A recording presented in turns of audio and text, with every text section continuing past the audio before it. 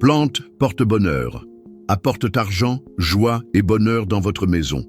Avez-vous déjà ressenti que l'énergie de votre maison était différente, une sorte de lourdeur dans l'air, une tristesse sans raison, ou même une fatigue persistante qui ne disparaît pas même après le repos? Si cela vous arrive, surtout si vous avez plus de 50, 60 ou 70 ans, sachez que ce n'est pas qu'une impression. La science confirme aujourd'hui ce que nos grands-mères savaient déjà depuis longtemps. Certaines plantes ne se contentent pas de purifier l'air. Elles transforment l'ambiance et même l'état d'esprit de ceux qui y vivent. Et le plus surprenant, certaines d'entre elles sont associées à la joie, à la vitalité, à la guérison émotionnelle et même à la prospérité financière. Oui, vous avez bien compris. Nous ne parlons pas ici de superstition ou de croyances sans fondement. Nous parlons d'une sagesse ancienne que la science moderne commence enfin à expliquer. Des plantes simples, accessibles, cultivées chez soi, qui peuvent apporter plus de légèreté, d'énergie et même de chance à ceux qui les accueillent. Dans les prochaines minutes, vous allez découvrir quelles sont ces plantes, comment elles agissent sur votre corps et votre esprit, et surtout, comment les utiliser correctement pour que votre foyer retrouve vie, paix et joie. Mais avant de commencer ce voyage naturel, j'aimerais vous lancer une invitation. Écrivez dans les commentaires la ville depuis laquelle vous regardez cette vidéo et tapez cette phrase « Ma santé est une priorité ». Ce simple geste active déjà un engagement envers vous-même. Comme le disait le sage Salomon, le juste fleurira comme le palmier. Et maintenant, répondez-moi sincèrement, aimeriez-vous ressentir votre maison plus légère, plus dynamique et plus apaisante au quotidien? Alors restez avec moi, car vous êtes sur le point de découvrir que ce qui manque chez vous vient peut-être tout simplement de la terre. Pourquoi votre maison semble-t-elle lourde? Beaucoup de personnes sentent que leur maison a cessé d'être un refuge. Ce qui devrait être un lieu de repos et de protection devient peu à peu un espace silencieux, froid et sans vie. Et cela ne vient pas de l'extérieur, c'est à l'intérieur, dans les petits détails. Une chaise vide qui accueillait quelqu'un autrefois, un couloir sombre qui paraît interminable, un silence qui ne rassure plus. Avec l'âge, le corps change. Mais ce n'est pas tout. L'environnement aussi tombe malade, affecté par l'absence de mouvement, de couleurs, d'énergie vivante.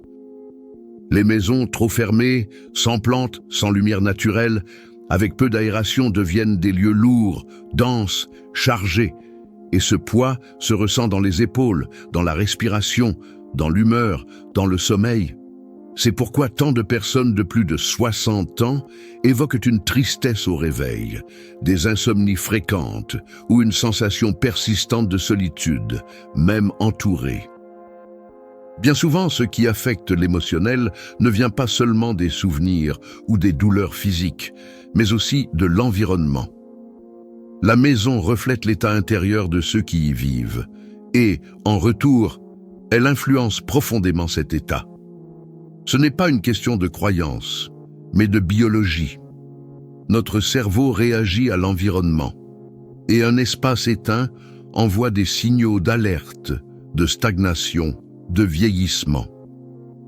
C'est comme vivre dans un lieu qui vous rappelle constamment que les jours passent, sans couleur, sans vitalité, sans nouveauté. Mais il y a quelque chose de puissant dans tout cela. Si l'environnement peut tomber malade, il peut aussi guérir. La maison peut être soignée comme le corps, avec attention, présence et vie. Et c'est précisément là qu'interviennent les plantes. Car là où il y a du vert, il y a de l'espoir.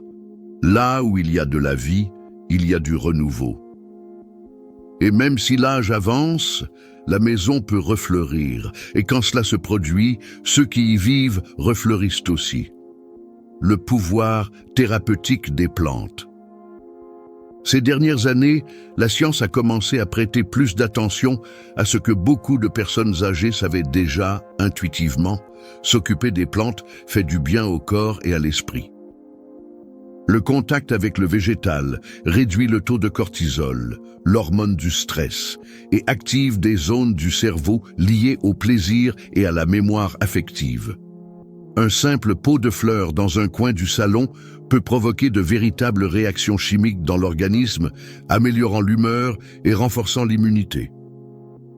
Les études en horticulture thérapeutique confirment que les personnes de plus de 60 ans qui cultivent des plantes régulièrement présentent moins de symptômes d'anxiété, se sentent plus utiles et font preuve d'une plus grande vitalité physique. Dans des cliniques gériatriques à travers le monde, des programmes de potager et de plantes ornementales sont désormais intégrés comme partie du traitement contre les douleurs chroniques, l'insomnie et même certaines formes légères de dépression. Le secret réside dans la simplicité. En prenant soin d'une plante, on se reconnecte au rythme naturel des choses. Rien n'y est pressé. L'arrosage a son moment. La taille demande de la patience. La floraison ne se force pas. C'est un exercice silencieux de présence et d'attention. Et sans même s'en rendre compte, celui qui soigne est aussi soigné. De plus, le vert des plantes déclenche une réponse visuelle apaisante. Il transmet un sentiment de sécurité au cerveau, quelque chose de profondément ancré dans notre biologie, car pendant des milliers d'années, le vert a toujours été synonyme d'abri, de nourriture et de vie abondante. À la maison, une plante n'est pas simplement un élément décoratif. Elle modifie l'air, le rythme et même les sons de l'environnement. Elle rompt le silence par une forme de présence qui ne demande pas de mots. Et lorsqu'elle est placée à des endroits stratégiques, elle peut transformer une pièce froide en un espace chaleureux. Celui qui laisse entrer la nature chez lui, même dans de petits pots, invite également une nouvelle énergie, plus légère, plus vivante. Et lorsque cette énergie s'installe, tout commence à changer, de manière subtile mais profonde. Plante 1, le bambou porte bonheur. Parmi les plantes les plus symboliques en matière d'équilibre et de prospérité, le bambou porte-bonheur occupe une place particulière. D'apparence simple mais de présence marquante, il est reconnu dans de nombreuses cultures comme un canal d'énergie positive. Dans plusieurs pays d'Asie, on croit que le bambou attire la prospérité, renforce les liens familiaux et protège contre les énergies négatives. Ce n'est pas un hasard si l'on retrouve souvent cette plante dans les maisons de ceux qui recherchent l'harmonie. Le bambou inspire un sentiment de continuité, de légèreté, de force sans rigidité. Il plie au vent, mais ne casse pas. Et c'est précisément cette image qu'il incarne, la force de la flexibilité. Pour de nombreuses personnes âgées, cela évoque quelque chose d'encore plus profond. Le souvenir qu'il est possible d'affronter les changements de la vie avec grâce et dignité. Facile à entretenir, le bambou porte-bonheur ne nécessite pas de terre. Il suffit d'un récipient rempli d'eau propre et de quelques petits galets au fond. L'idéal est de le placer dans des endroits bénéficiant d'une lumière indirecte, comme les coins de salon ou les couloirs. Sa croissance est discrète, mais constante. Et cette constance silencieuse agit souvent comme un encouragement pour ceux qui ont besoin de se rappeler que chaque jour, même un petit progrès a de la valeur. De plus, sa forme verticale et ses feuilles délicates créent un effet visuel propice à la détente mentale. Placé à des points clés de la maison, le bambou devient non seulement un objet décoratif, mais aussi un rappel que la beauté réside dans la simplicité. En période d'incertitude, il symbolise exactement ce que beaucoup recherchent, la paix, la stabilité et l'espérance. Plante 2, menthe et menthe poivrée. Peu de plantes éveillent autant les sens à la fois que la menthe et la menthe poivrée. Leur fraîcheur est immédiate et semble purifier non seulement l'air, mais aussi les pensées. Ces deux espèces, aussi proches par leur apparence que puissantes par leurs effets, sont utilisées depuis des siècles pour assainir les lieux et éloigner ce qui ne se voit pas, mais se ressent. À la maison, elles agissent comme un soulagement naturel. Leur arôme stimule les zones du cerveau liées à la respiration et à la relaxation, aidant à apaiser les nerfs et à réduire les tensions accumulées. Dans une ambiance chargée émotionnellement, la présence de menthe peut agir comme un souffle. Une pause. Une invitation à recommencer. Pour ceux qui souffrent de pensées envahissantes, d'angoisse ou de troubles du sommeil, avoir un pot de menthe poivrée dans la cuisine ou sur le balcon peut être plus efficace qu'on ne le pense. En plus, c'est une plante généreuse. Elle pousse facilement, résiste bien aux climats variés et peut être utilisée aussi bien pour les infusions que pour des bains relaxants ou des petits bouquets. Dans la sagesse populaire, on la considère depuis longtemps comme une plante de protection. Certains disent qu'une branche de menthe derrière la porte éloigne les mauvaises intentions. D'autres placent des feuilles séchées dans leur poche pour attirer les bonnes nouvelles. Quelle que soit la croyance, ce que l'on constate en pratique, c'est que les lieux où pousse la menthe sont souvent plus légers et les personnes qui vivent avec elle plus sereines. Cette légèreté est souvent le premier pas vers quelque chose de plus grand. Car lorsque le corps se détend et que l'esprit s'apaise, un espace se libère pour que la joie circule à nouveau. Et c'est précisément dans ce nouvel espace que d'autres transformations commencent à émerger. Plante 3. La plante de l'argent.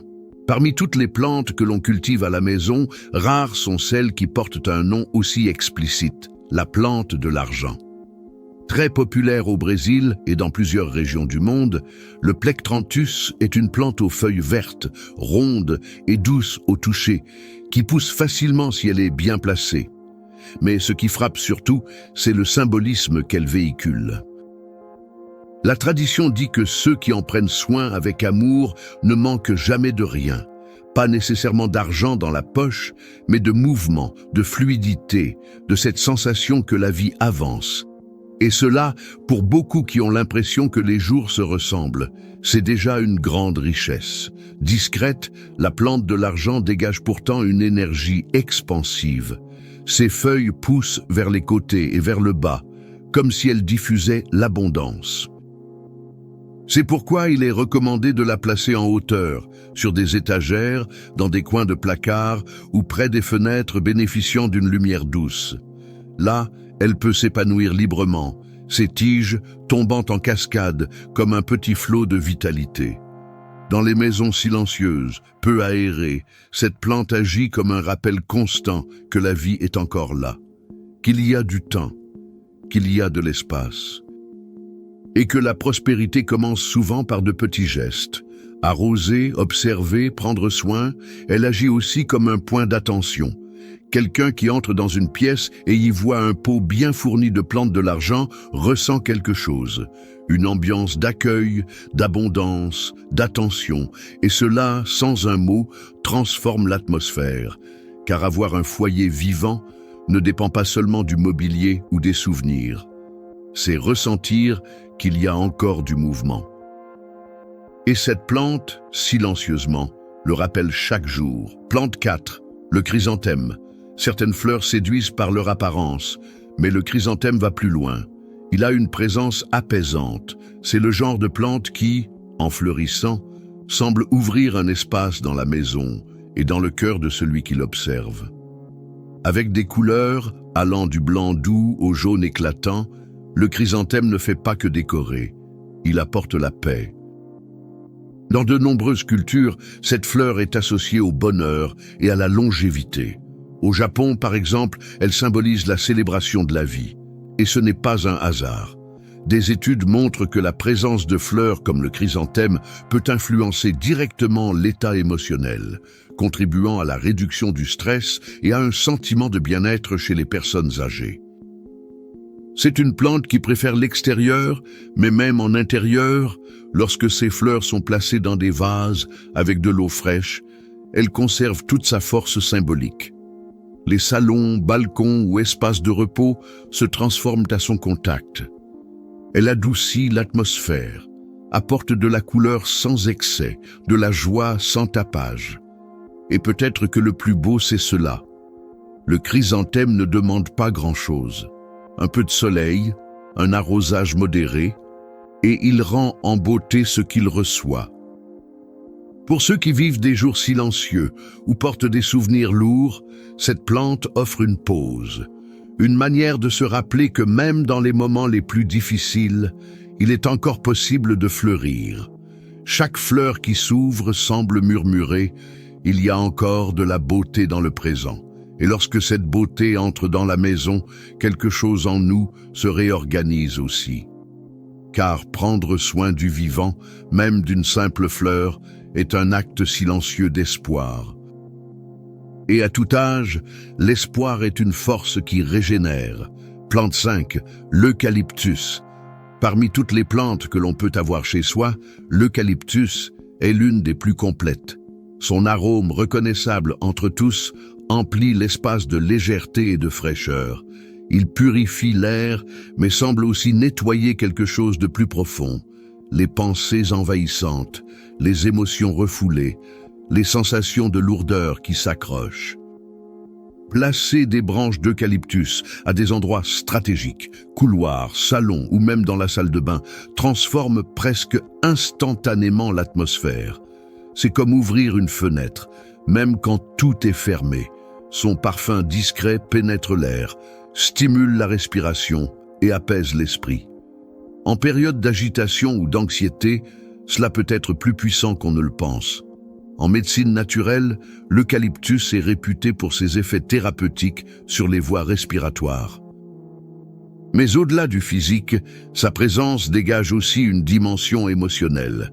Il apporte une sensation de clarté, de concentration, d'ouverture vers le renouveau.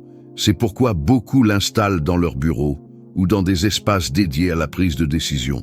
C'est comme s'il murmurait « respire profondément, tout va bien ». L'eucalyptus est également considéré comme un purificateur spirituel. Certains affirment qu'il éloigne la tristesse et empêche les énergies lourdes de s'installer. Et même si cela ne peut être mesuré scientifiquement, cela se ressent. Dans des lieux marqués par les disputes, les pertes ou de longs silences, il agit comme un réparateur invisible. Avoir de l'eucalyptus à la maison, ce n'est pas simplement décorer avec du verre.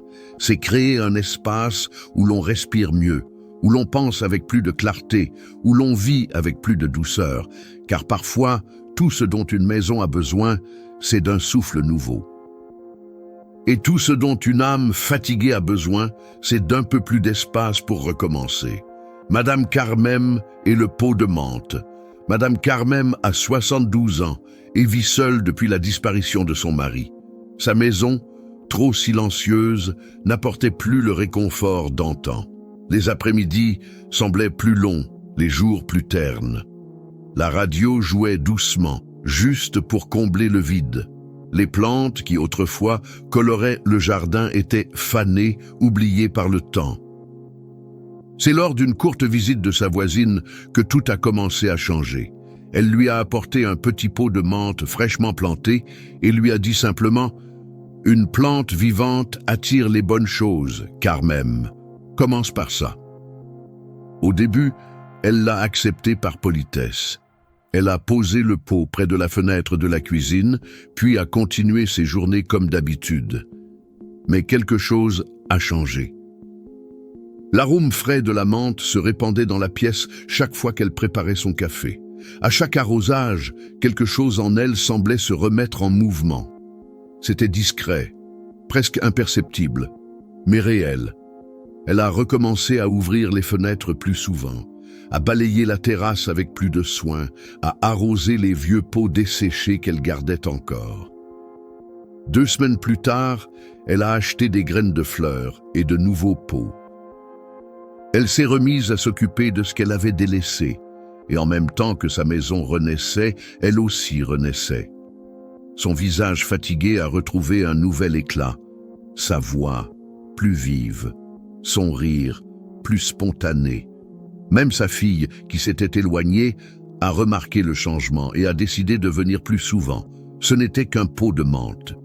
Mais pour Madame Carmem, c'était le début d'un retour, à la vie, à l'attention, à l'espérance. Car parfois, ce qui paraît petit à l'extérieur a un effet immense à l'intérieur. Une plante ne résout pas tout, mais elle peut ouvrir la porte pour que la vie revienne. Et pour quelqu'un qui n'avait plus envie d'ouvrir cette porte, cela suffit à tout transformer. Si vous avez lu jusqu'ici, c'est que quelque chose en vous reconnaît l'importance de prendre soin, de renouveler, de planter. Alors, je vous pose la question.